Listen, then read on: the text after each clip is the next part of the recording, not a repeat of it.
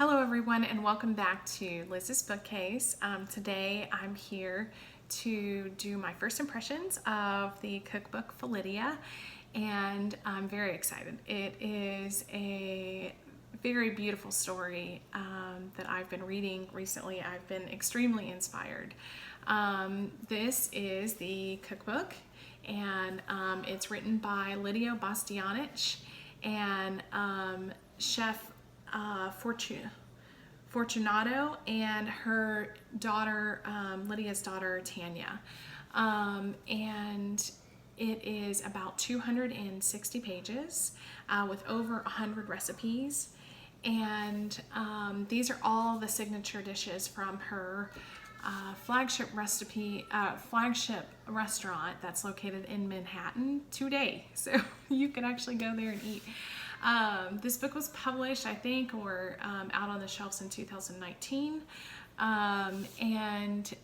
Each one of the recipes in here take you on a journey.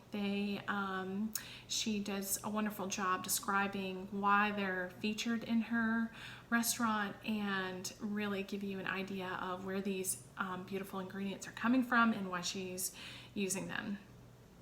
Let's talk a little bit more about Lydia, because I think she's amazing.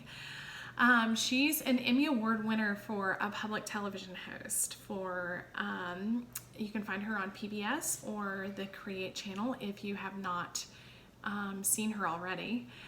She is the owner of 3 restaurants in New York City.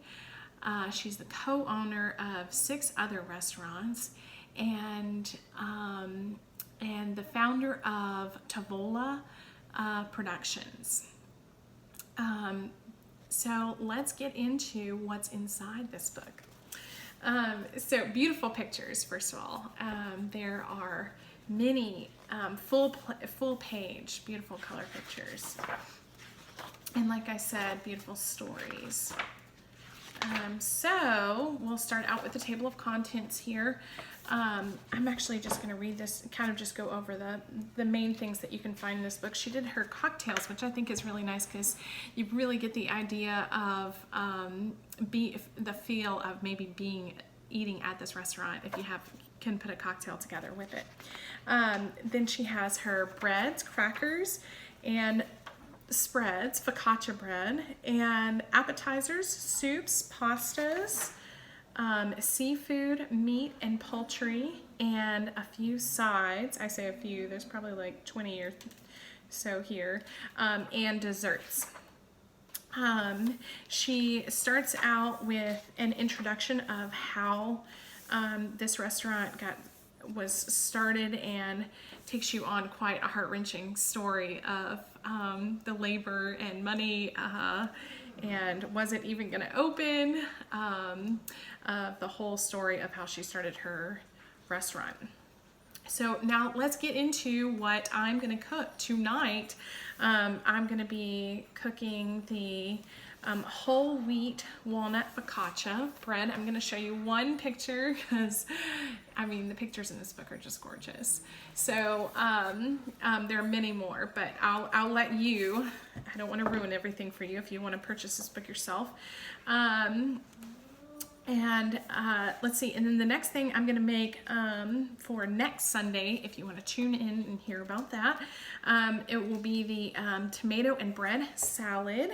I chose this because it's basically tomatoes and cucumbers and red onions and a vinegar and olive oil, but the way that it's compiled, and fresh basil leaves, but the way that it's compiled is not how I normally do a salad, or maybe not how you normally do a salad. There is no lettuce, so I think that's really good for us to remember, is that a salad can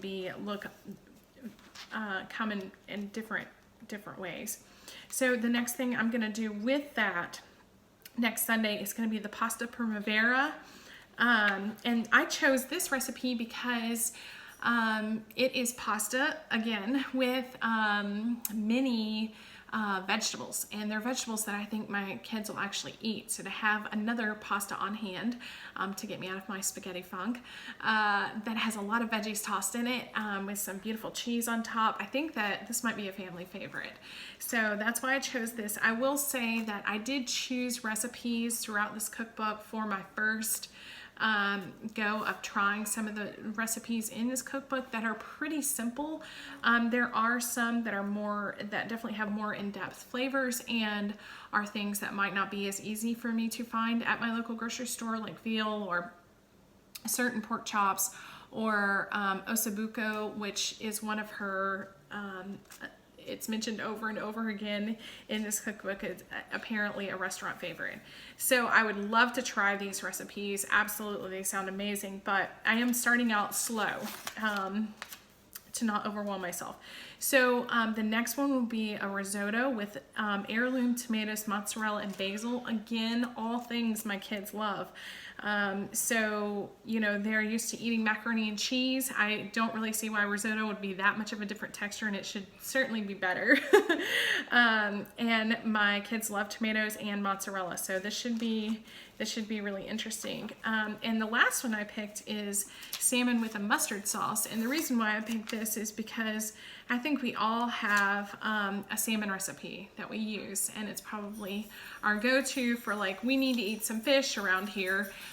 I've never had it with mustard sauce. Most of the time I just stir soy sauce on mine right after I'm finished cooking it. And so to have something else would be really nice, because I do think that's kind of bland. So I'm very excited. Please subscribe to my channel. I want to remind you that you have the chance to win this cookbook.